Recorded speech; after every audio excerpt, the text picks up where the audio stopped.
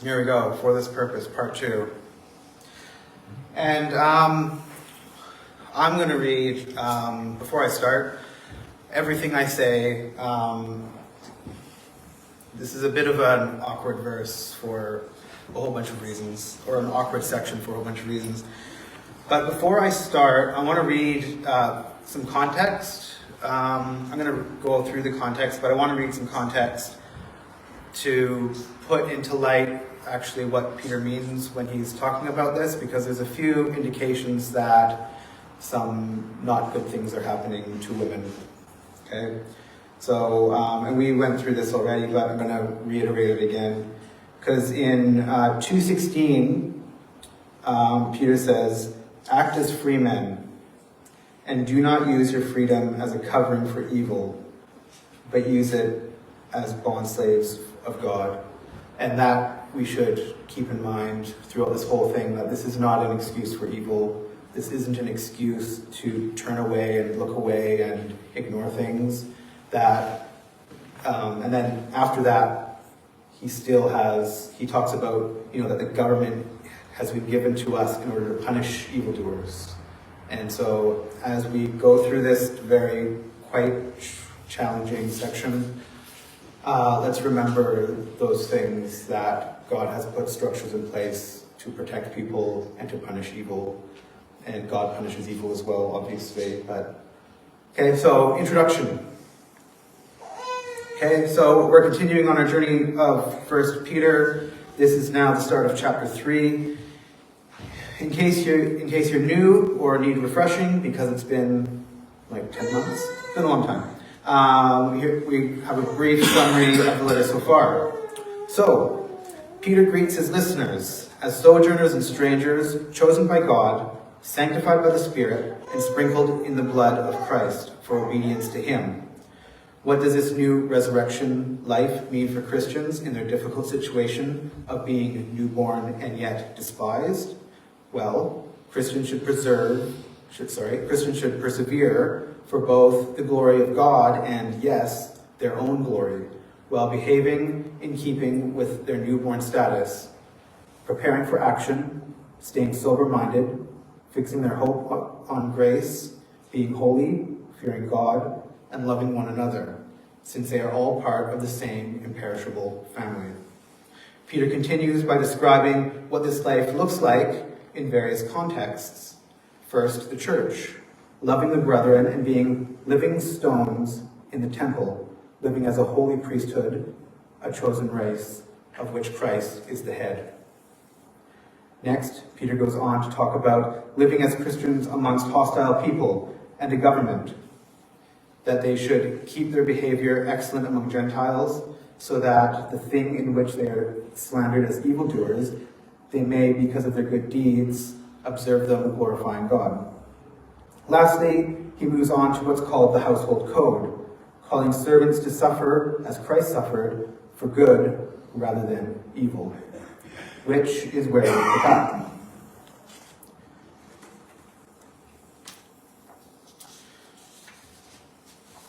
Okay, so now we need a bit. We'll read this verse. It's not back there. I just closed it. We're going to read the section now, 1 Peter. Apologies. And he says, "In the same way, you wives, be submissive to your own husbands, so that even if any of them are disobedient to the word, they may be won without a word by the behavior of their wives, as they observe your chaste and respectful behavior. Your adornment must not be merely external, braiding of the hair and wearing gold jewelry and putting on dresses, but let it be the hidden person of the heart and the imperishable quality of a gentle and quiet spirit, which is precious in the sight of God. For in this way, in former times, the holy women also, who hoped in God, used to adorn themselves, being submissive to their own husbands, just as Sarah obeyed Abraham, calling him Lord, and you have become her children, if you do what is right without being frightened by any fear. You husbands, in the same way, live with your wives in an understanding way, as with someone weaker, since she is a woman, and show her honor as a fellow heir of the grace of life, so that your prayers will not be hindered. So, we need some context, desperately. So, we're going to sketch out 3 areas of context for these verses, and the first being genre. Okay? So, genre is a fancy word for the type of writing that we are reading or listening to. The genre of this writing, if you remember, is called an epistle, meaning letter or correspondence. It shares other genres with Paul's epistles, obviously, his letters, or a text message even that you send to your friend. Oddly enough, modernist novels like Frankenstein and Dracula also share this genre. We also have subgenres. So, while Frankenstein and Dracula are epistolatory, they are also novels. They're horror and they are fiction. Of those 3 things, 1 Peter is obviously none of those. 1 Peter has subgenres too. Like, he quotes Psalms. His favorite Psalm seems to be, in this book anyway, Psalm 34. And now this bit we're up to is another subgenre, and it's the subgenre called household codes. If it looks like portions of Paul's letter, that's because Paul sometimes utilizes the same genre conventions as Peter, and these genre conventions are also utilized by many pagan and Jewish contemporaries of the day. Household codes were popular during this time, and Peter's epistle, for the most part, follows these conventions faithfully. The household codes covered the proper attitudes and behaviors of the household, including husbands, wives, children, slaves and servants, and in the Bible, masters, although that wasn't really common in the pagan and Jewish world to talk to the masters, tell them how to behave. Nearly all the advice given in the household codes in this letter, it was common in Peter's time. There's a tendency among some to write off as cultural and non-applicable because of the similarities, but this is not how we should interpret the Bible. What Peter says is still helpful today, regardless of perceived cultural influences. The second point is the women in the first century. There is something of a proto-feminist movement happening during this time, and we need to take the word feminist with a lot of salt, because I'm using it very loosely. During this time, women, particularly of the elite class, were starting to act out a little bit more. They had more wealth, more money, they could buy property, and they were starting to do things, they were starting to dress up nice, and they were doing their hair, leaving it down, braiding it in public. And some people in Peter's day weren't too impressed with this, and a lot of the household codes were addressing this at the time. Is Peter addressing it here, like that kind of behavior? Maybe it might. He might just be borrowing it from the other household codes. His audience is almost certainly not elite. It's poor, because he does not address masters. He addresses the wives, the husbands, and the servants, and that's it. The last piece of context that we need to think about while discussing this is family and faith in the first century. Family, specifically as faith is concerned, operated quite differently from us today. During the time in Roman household, there would be a paterfamilias. This is the head of the house, the eldest male who had the power of life and death over the families. The power of this member of the family is seen here and there in the Bible. For example, if you've read Acts and thought it was strange that one person in the household becomes a Christian and the entire family gets baptized, that's the pattern. That's the head of the house. He decided what religion everybody was in the household. So when the head of the house became a Christian, the whole household became Christian, and everybody's baptized. So whatever your religious beliefs were, whatever the head male's religious beliefs were, that's the family's religious belief. And we still have that today. Well, we have that in my family. But we have that in Islam, obviously. The head of the male household in Islam. The rest of the family is Islam. They don't have a choice. It's not optional. Now, with all that in mind, we will continue to move through this section. So, in the same way, you wives, be submissive to your own husbands, so that, even if any of them are disobedient to the word, they may be won without a word by the behavior of their wives, as they observe your chaste and respectful behavior. We start off with a bit of a bumpy start in terms of translation.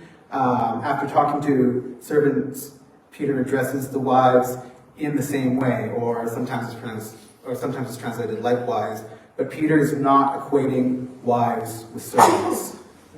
While this word can do that, it can equate some things with other things, Gesundheit.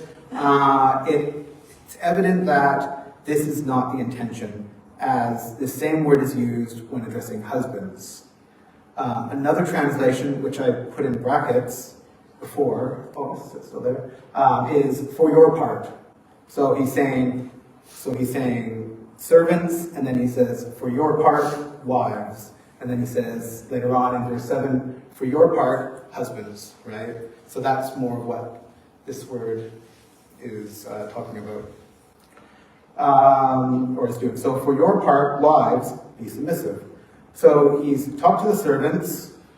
We talked about it in terms of the plebs, the people who are under the government in the last month. Kind of all of us in relation to the government, and he's told them to submit to authority. And now he's telling the wives to do the same thing as everybody else has to do with the government, is that submit. But if you remember from last month, that this word submit is not the word to obey. There's another word in the Greek for this, and it's actually going to be used later on in this section, but in the context of Sarah obeying Abraham. But this word submit in this context is like saying, recognize your place in the structures of society and act accordingly. Okay? So again, like I said last month, a lot of wisdom is involved. It does not mean obey every word. And this passage seems to be to those wives of husbands who are not Christian. The fact of the matter is that many more Christian women there are many more Christian women than Christian men, as it was riskier for a man to become a Christian than a woman. That is why the advice here is very similar to servants of unfair masters. Be submissive. The authority of the husband is assumed. But if you remember the family context, the wife was whatever religion her husband followed. Obviously, this could get not just awkward, but even dangerous for women. And Peter is interested in keeping the peace, and leading men into faith in Christ. This chaste and respectful behavior, then, is a reminder to wives who are living in circumstances that may be difficult to stay pure and chaste and respectful. But as we will discuss later, these terms are not gendered. It is not that all wives must be chaste and husbands live by different rules. It's a reminder that in difficult circumstances, to be a certain way. And verses such as these have meant that women have been instrumental in the spread of Christianity, particularly in male-dominated societies. We discussed the 250 years of persecution that many women would have had to endure, but other examples in history abound. And I have a Norwegian friend who told me once, and I looked it up and it was correct, so that's good. that the Vikings, pre-8th century, would raid England and along the coast of Europe, and then they would be plundering, pillaging, doing the Viking thing, and also kidnapping, mostly women, to be slaves. And by the 8th century, Christianity had already spread through most of Europe. So most of these women that were kidnapped for slaves were predominantly Christian. And it was these Christian slaves who had a massive influence and eventually, or who eventually had a significant role in converting the entire Norse civilization to Christianity. Wow. Go girls. Go girls. And at the same time, like you have like lots, like off the top of my head, like you have Constantine and you have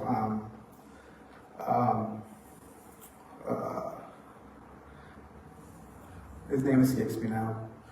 Oh crap, 300. Anyways, you have lots of these Christian leaders, and there are a lot of them. Constantine's the one that comes to my mind. There's another one that will come eventually, who were raised in pagan homes, especially like pre-3rd century Christianity, raised in pagan homes because their father was pagan, but their mother's Christian.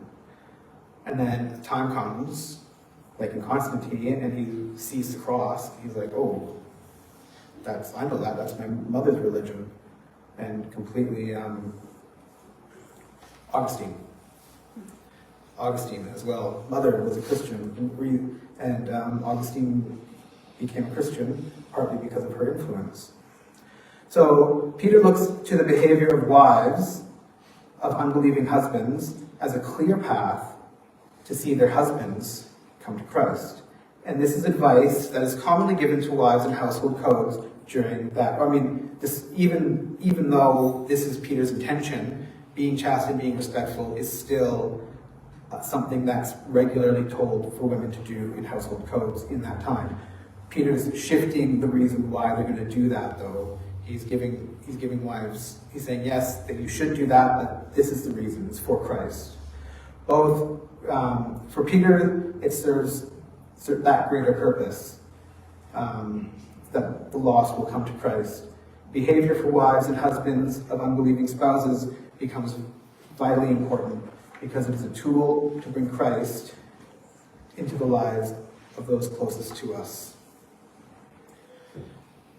Okay, so he continues, your adornment must not be merely external, braiding the hair, the wearing gold jewelry, or putting on dresses, but let it be the hidden person of the heart and the imperishable quality of a gentle and quiet spirit, which is precious in the sight of God. Now, Peter doesn't have that much necessarily against the braiding of hair, the wearing of gold jewelry, and putting on dresses for women. What he wants is for the external to match the hidden or the internal. This, of course, matches well with what Jesus taught. And it's not the outside that matters, but the inside. And the trend of the time of the household code was trying to compensate for the elite women showing off that may have been played well into Peter's hands as a way of subverting the original intent. If you're going to adorn the outside, be sure that the inside is equally adorned with a gentle and quiet spirit. And I think today, this is more relevant than ever, to be honest, but not just for physical appearance, but in social appearance. There's the temptation to portray ourselves through social media as beautiful, calm, collected, always enjoying life, always being happy, even though the reality couldn't be further from the truth.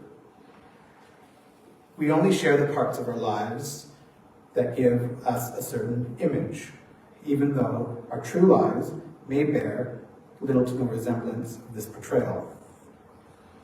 The phenomenon has had shocking consequences, leading to depression, especially among women and girls. Of course, some women may rightly question, why does the gentle and quiet spirit, precious in the sight of God, only apply to women, as well as chaste and respectful behavior? And the answer in today's circumstance is probably it doesn't. And I want to show you why it probably equally applies to men today. And I want to do this in two ways. First, I'm going to argue based on lining up 21st century contexts with first century contexts and how they're different. And second is talking more generally about, or talking more specifically actually, about the types of words that Peter is using to describe these women. So first, our context. Any good application of the Bible must consider a whole range of things. And one of the things that we must consider is the context from where we come in relation to what the biblical author is trying to say. So, let's be very clear what Peter is saying here. Wives of non-Christian husbands, serve your role as wife faithfully and exhibit the character traits of Jesus so that your husband will see the truth and come to Christ. Okay, now remember, husbands in the first century are free of having this one big problem. And the one big problem they're free of is someone else deciding their religion. They don't have that problem. Okay? No one's going to tell them, you need to be this religion. The wives have that problem. Okay? So if they are the paterfamilias and they're Christian, the entire family is inevitably Christian. But that's not going to work for the wife. She must convince her husband. Now we jump to today, 2,000 years. This scenario of the husband becoming a Christian and the wife just, I guess I have to do that, become Christian. It's not going to play out today. It's not going to happen. It doesn't happen. I'm not saying it can't happen, it just usually won't. If a husband becomes a Christian today, the wife is not likely to just happily comply. So we can see that maybe today some husbands should look at these verses and think about the implication of their own life. How are they going to live with their non-Christian wives so that those wives can come to know Christ? And now there's another reason. Now there's another reason parts of this can be applied to men today. Peter applies two describing words to the women, gentle and quiet.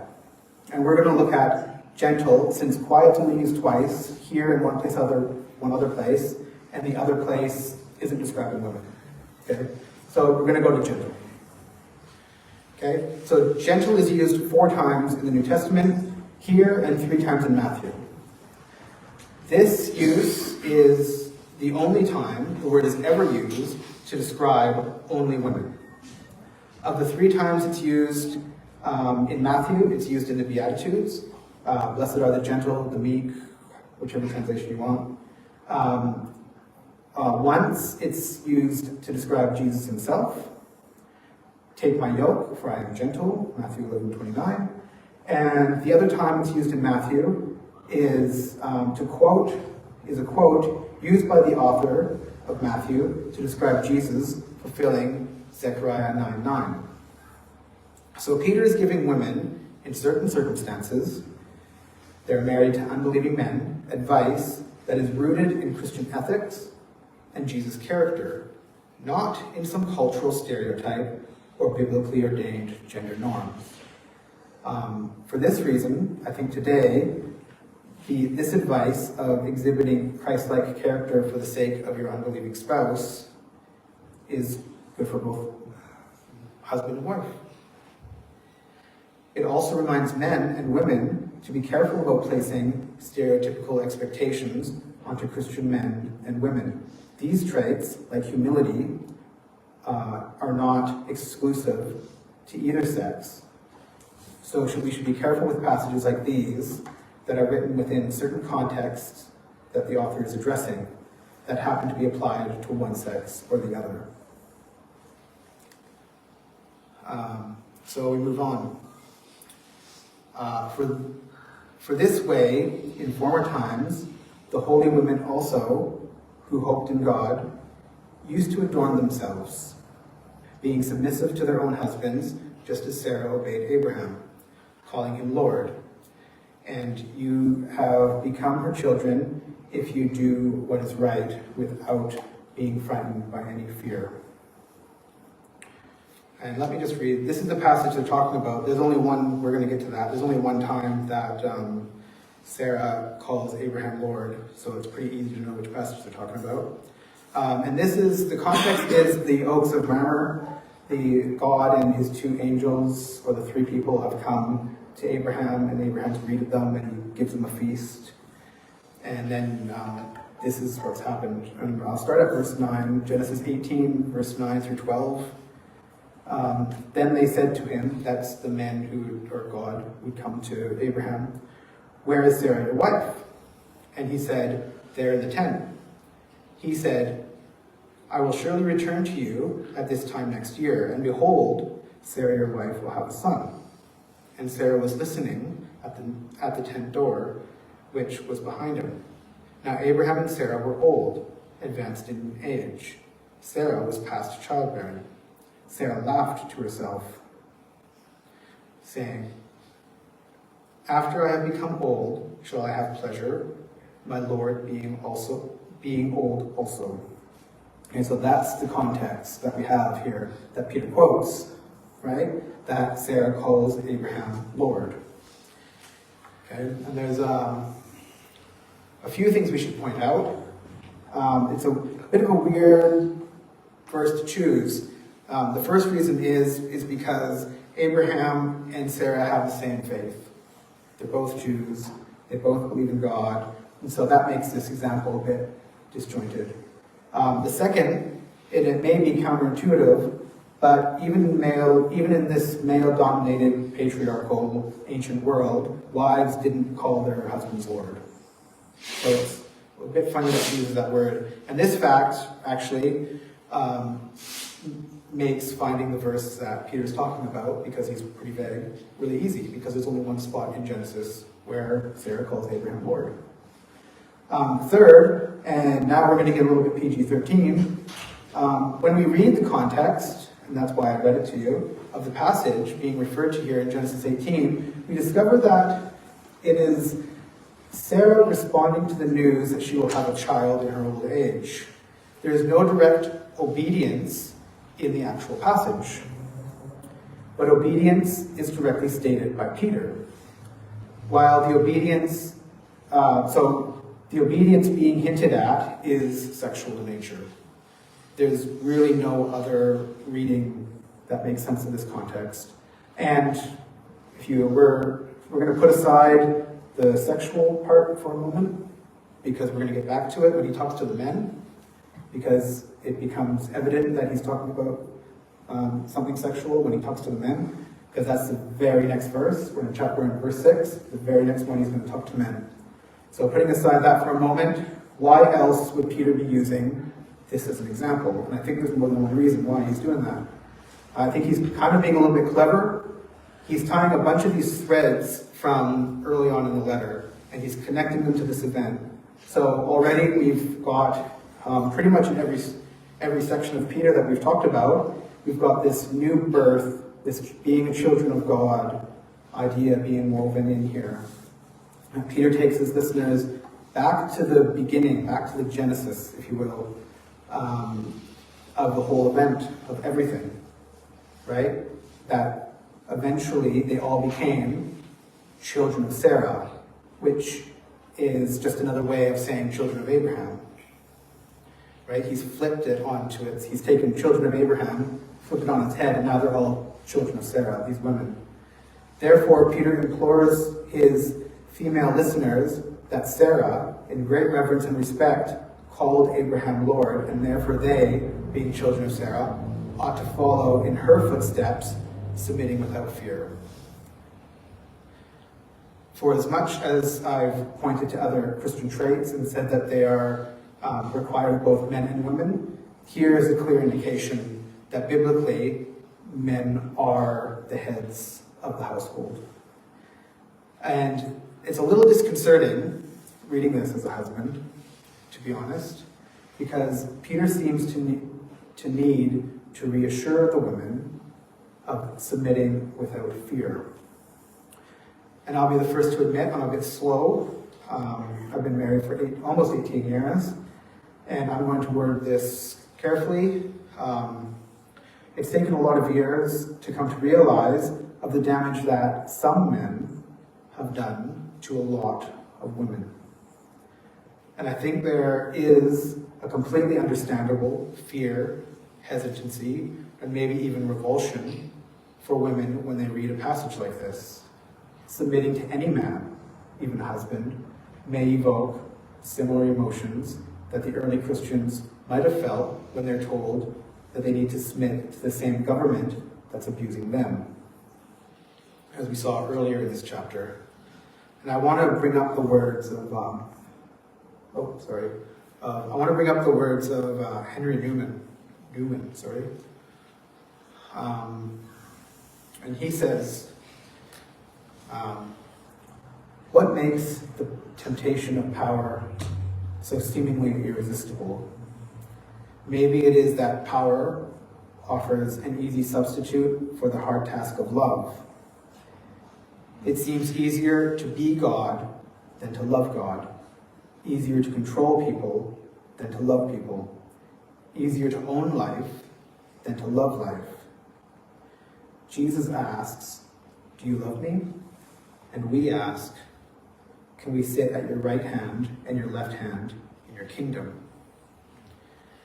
And ever since the snake said, the day you eat of this tree, your eyes will be open and you will be like gods, knowing good and evil, we have been tempted to replace love with power. Jesus lived that temptation in the most agonizing way, from the desert to the cross. The long, painful history of the church is the history of people ever and again tempted to choose power over love, control over the cross. And one thing is clear to me: the temptation of power is greatest when intimacy is a threat.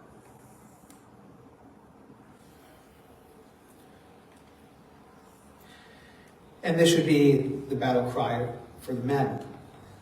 Peter is quite clear. Husbands lead households and wives submit and follow, but leading should never be centered on power. Instead, leading should come from the same place that Christ led from, sacrificial love.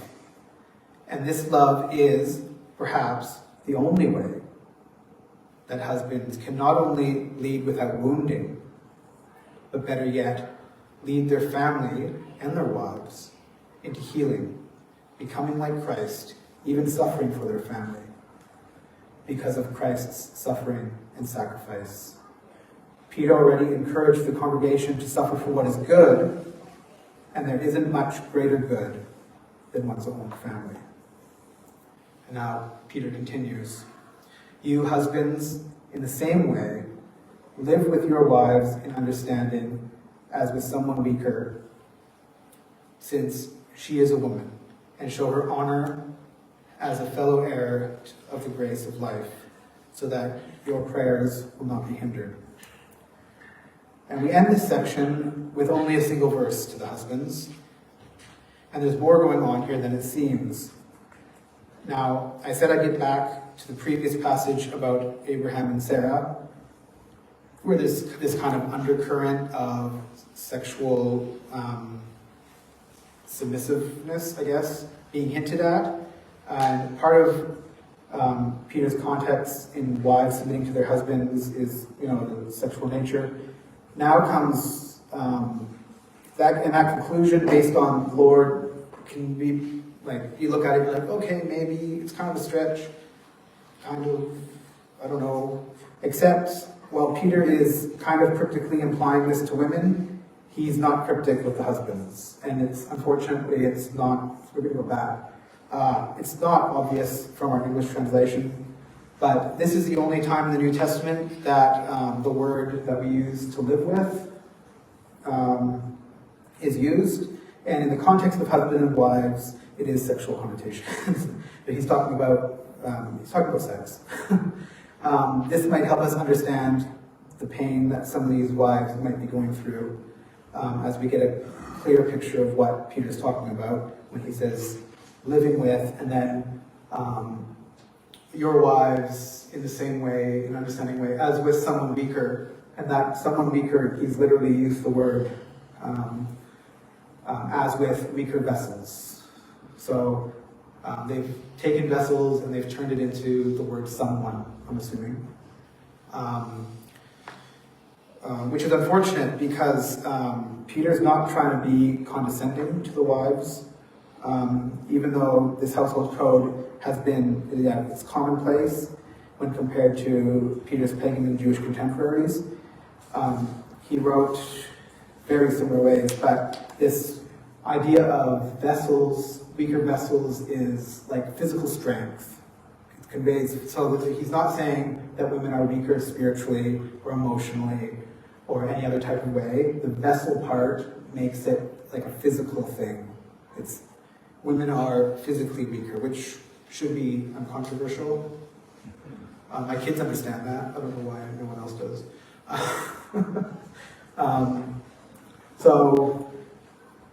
And then these pagan and Jewish writers, they would all read this, what Peter said so far, except for the Abraham stuff, but all this advice he's been giving, the pagan and Jewish writers would be like, yeah. And here's where it comes to a grinding halt for the Jewish and pagan writers, because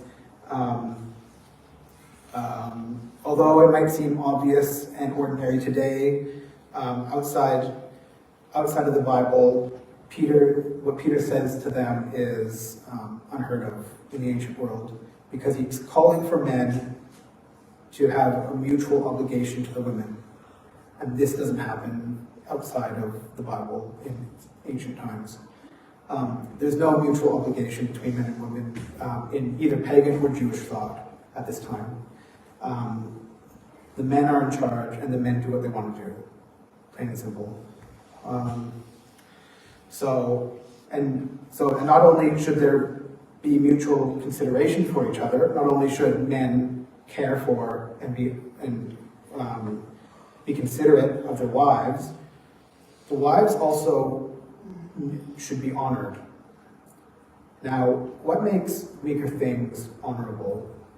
Peter doesn't say, but I'm guessing that he's taking this developing Christian tradition of the upside-down kingdom, this kingdom of God that flips the whole world on its head and says that we should honor those things that honor the things that the world despises. So Jesus tells his followers, the first shall be last. Paul tells the Romans, watch out for those with weaker faith. And in 1 Corinthians 12:22, Paul says, on the contrary, how much more is it that the members of the body which seem to be weaker are necessary? And Peter continues, highlighting wives' equality in spiritual matters as they are fellow heirs in the grace of life. Christian husbands and wives, together, spiritual stones, making up the temple of God. And husbands need to treat the wives accordingly, so that his prayers will not be hindered. And it's interesting because as I was doing my reading, one of the things that you get in early Christian talking about these verses, specifically this one, is the idea that the husband, the wife, and the child are living stones that make their own temple to God. And that's one of the things that early Christians kind of picked up in these passages, that the family becomes another smaller temple of God, of which Christ is the head, and then we have the bigger temple, which Peter talked about before, right? So I thought that was interesting. There's no textual stuff for it, but it's an interesting thought. So how is living with your wife with understanding going to hinder your prayers? We're going to find that out next month. So I've discussed how these verses relate to us based on the text that we're covering today, but there is a larger context, which I hinted to at the beginning, that needs to be considered. And I didn't know where to put it, and so I've put it in the conclusion. And I should apologize because I've made a mistake in these sermons, in dividing up this book into manageable sections. And I took the household code and I divided it into 2 parts. And it's a choice that in hindsight was neither prudent nor helpful. Since doing this took out the very heart of Peter's message to wives and husbands to the wives and husbands that he was addressing. You see, the major theme that runs through this letter, not just this letter, but the section, is the suffering of these Christians are going through. And specifically in this section, the suffering of Christian wives. And remember, Peter starts this larger section reminding them, keep your behavior excellent among Gentiles, so that in the thing in which they slander you as evildoers, they may, because of your good deeds, as they observe them, glorify God. And Christian wives, possibly being slandered by their husbands for being Christian, and Peter takes these experiences of slander and of cruelty, even within their own homes, and wraps it up in the message of Jesus Christ's suffering and death as the answer to their problems. And remember, just a few verses earlier, Peter says, "For you have been called for this purpose, since Christ also suffered for you, leaving you an example for you to follow in his footsteps, who committed no sin, nor was any deceit found in his mouth. And while being reviled, he did not revile in return. While suffering, he uttered no threats, but kept entrusting himself to him who judges righteously. And he himself bore our sins in his body on the cross, so that we might die to sin and live to righteousness." And here we see why Peter's instructions to wives were simply descriptions of Christ. The goal of the Christian life is to fully surrender our lives to him, regardless of our salary, our role, our gender, or our circumstance. And even amid slander and attacks, and here is the moral and ethical heart of Christianity, that even amid slander and attacks, we imitate Jesus Christ, even in his death. And any defamation or slight will fall away and be replaced with God glorified. I'll just conclude in a prayer.